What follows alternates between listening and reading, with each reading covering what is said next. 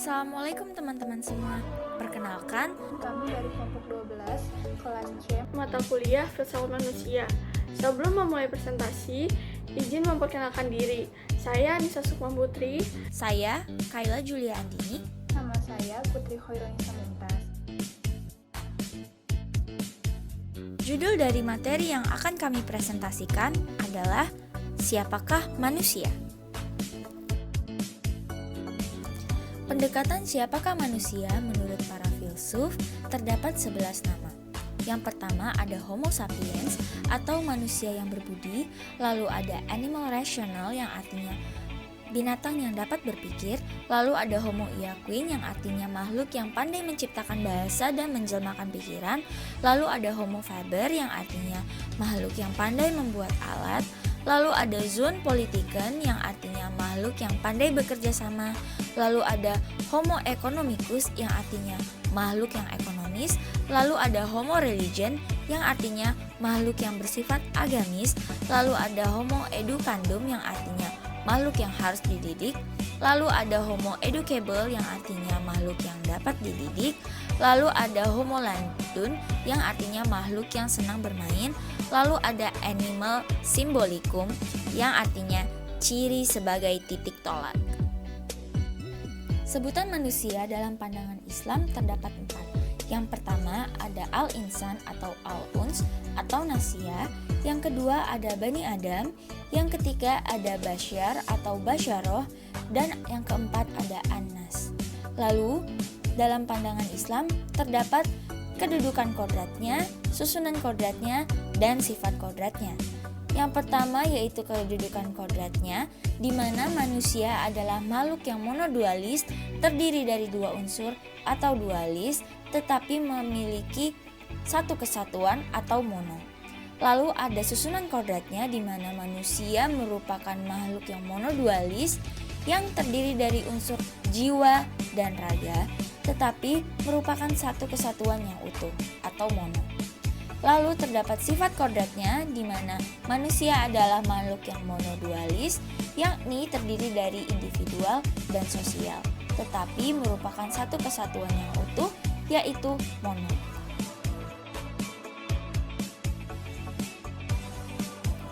Aliran materialism atau serba zat. Aliran ini menyatakan yang sungguh-sungguh ada itu hanyalah zat materi. Alam ini adalah zat atau materi dan manusia merupakan unsur materi. Maka dari itu, manusia adalah zat atau unsur materi.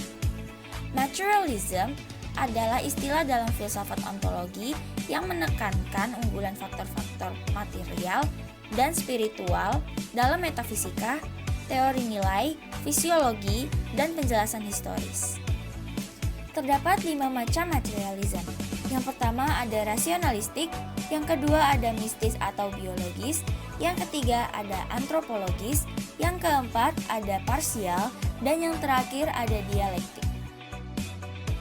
Tokoh-tokoh pemikir materialism. Terdapat 4 tokoh.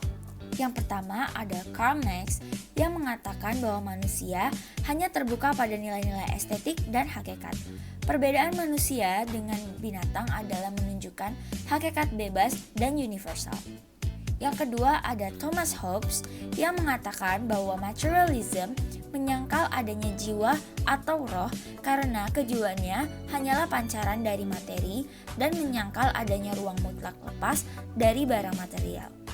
Lalu yang ketiga ada van der Waals yang mengatakan materialism terdiri dari suatu aglomerasi atom-atom yang dikuasai oleh hukum-hukum fisika dan kimiawi. Lalu yang terakhir ada Hornby yang mengatakan bahwa materialism adalah theory belief that only material things exist, yang artinya teori atau kepercayaan bahwa yang ada hanyalah benda material saja.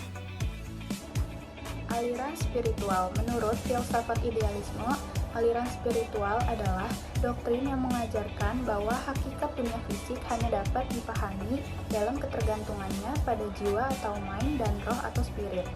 Paham ini juga beranggapan bahwa jiwa adalah kenyataan yang sebenarnya.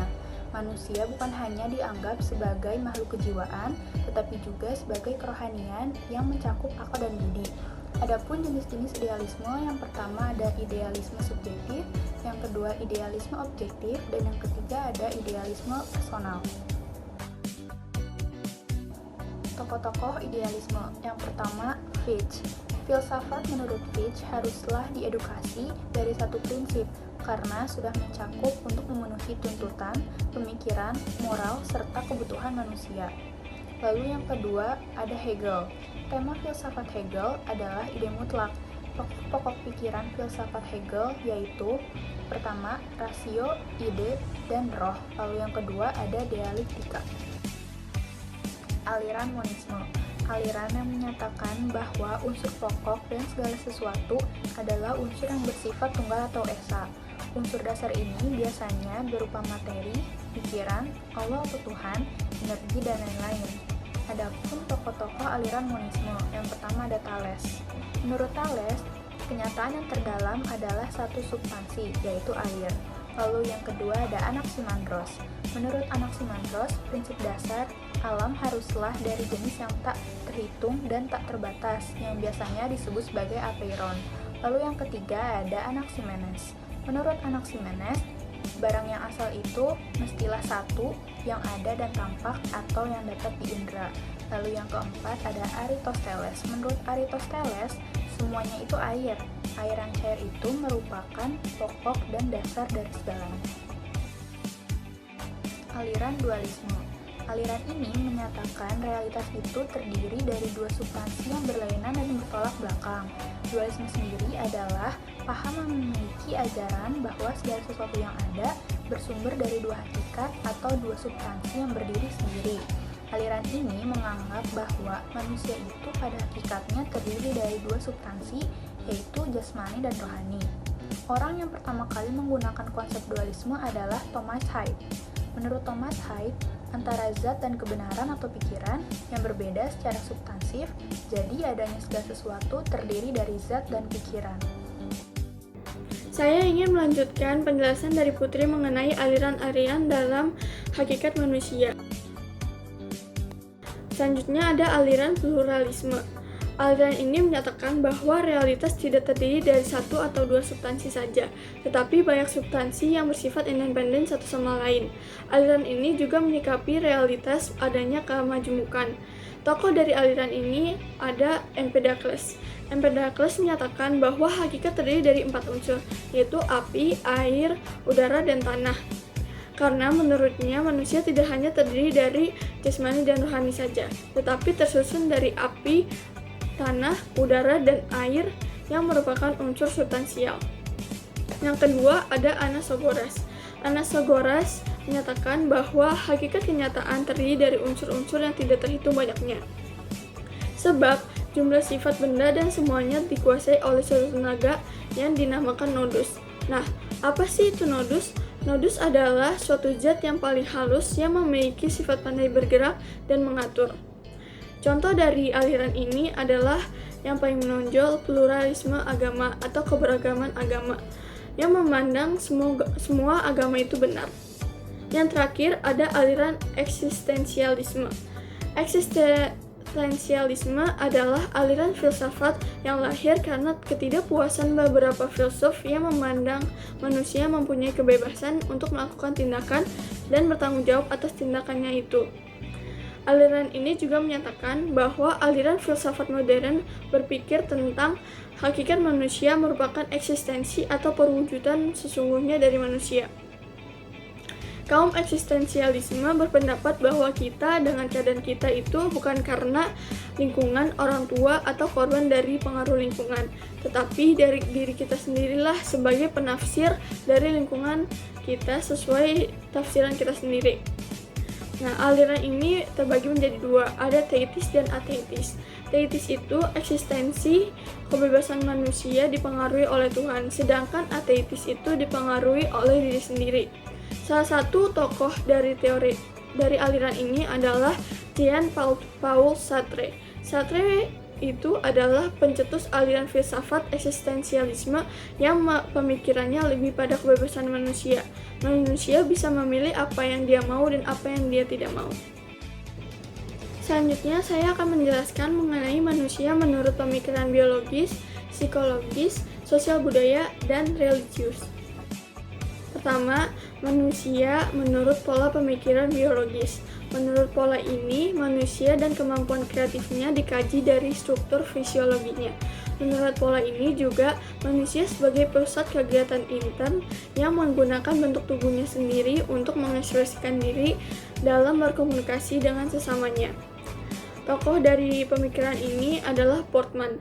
Portman berpendapat bahwa kehidupan manusia merupakan sesuatu yang bersifat sui generis meskipun terdapat kesamaan tertentu dengan kehidupan hewan. Portman menekankan aktivitas manusia yang khas, yakni bahasanya, posisi vertikal tubuhnya, dan ritme pertumbuhannya. Semua sifat itu timbul karena kerjasama antara proses keturunan dan sosial budaya. Manusia tidak membiarkan dirinya ditentukan oleh alam lingkungannya sendiri. Kedua, ada manusia menurut pola pemikiran psikologis. Kekhasan dari pola ini adalah perpaduan antara metode-metode psikologi eksperimental dan suatu pendekatan fisiologis tertentu, misalnya fenomenologi. Jadi, di pemikiran ini beberapa filsuf berpendapat, ada yang menambahkan pendapat, ada yang bertentangan pendapatnya dengan filsuf-filsuf lain mengenai psikologi untuk manusia. Nah, tokoh-tokoh dari pemikiran ini adalah Ludwig Binswanger, yang kedua Erwin Strauss, yang ketiga Erich Fromm. Contoh dari perpaduannya itu kayak Ludwig Binswanger itu mengembangkan suatu analis eksistensial yang bertitik tolak dari psikoanalisisnya Freud. Namun pendiriannya tersebut bertolak belakang dengan pendirian Freud juga. Freud berpendapat bahwa manusia pada dasarnya digerakkan oleh dorongan-dorongan dari dalam dirinya yang bersifat instiktif. Jadi manusia itu nggak bisa ngontrol nasibnya sendiri. Tapi ditentang pandangannya oleh humanistik bahwa kalau menurut humanistik manusia tuh bisa mengontrol nasibnya sendiri. Ketiga, manusia menurut pola pemikiran sosial budaya. Menurut pola ini, manusia tampil dalam dimensi sosial dan kebudayaannya, dalam hubungannya dengan kemampuannya untuk membentuk sejarah. Tokoh-tokoh dalam pola pemikiran ini, yang pertama ada Ernst Totschker. Ernst berupaya memahami kebudayaan setiap bangsa melalui suatu proses yang dinamakan reduksi pada jiwa-jiwa nasional dan melalui mitos-mitos. Apa sih reduksi pada jiwa-jiwa nasional itu? Reduksi pada jiwa-jiwa nasional adalah proses mempelajari suatu kebudayaan tertentu dengan mengembalikannya pada sikap-sikap dasar serta watak etnis yang melahirkan pandangan bangsa yang bersangkutan tentang dunia. Yang kedua ada Ernest Cassirer. Ernest Cassirer berpendapat bahwa manusia itu sebagai animal symbolicum, yaitu makhluk yang pandai menggunakan simbol. Kodrat manusia tidak hanya mengenal satu bentuk yang sama, melainkan berbagai bentuk. Ernest juga berpendapat bahwa ciri utama atau ciri khas manusia bukanlah kodrat fisik atau kodrat metafisiknya, melainkan karyanya. Menurut Ernest, definisi manusia dari Aristoteles, yakni zoon politikon, yang artinya manusia adalah makhluk sosial, memang memberi pengertian umum, tetapi bukan dari ciri khas manusia. Yang terakhir atau yang keempat, manusia menurut pola pemikiran religius. Pola pikir ini bertolak belakang dari pandangan manusia sebagai homo religius. Salah satu tokohnya itu ada Mircea Eliade. Mircea Eliade ini mempertentangkan alam homo religius dengan alam homo non-religius. Menurutnya, homo religius adalah tipe manusia yang hidup dalam suatu alam yang sakral, penuh dengan nilai-nilai religius dan dapat menikmati sakralitas yang ada dan tampak pada alam semesta, materi, tumbuhan, dan manusia. Tetapi bagi manusia yang non-religius, kehidupan ini tidak sakral lagi, melainkan hanya profani saja. Sekian presentasi dari kelompok kami, kurang lebihnya mohon maaf, dan terima kasih telah menonton presentasi kami. Wassalamualaikum warahmatullahi wabarakatuh, sampai jumpa.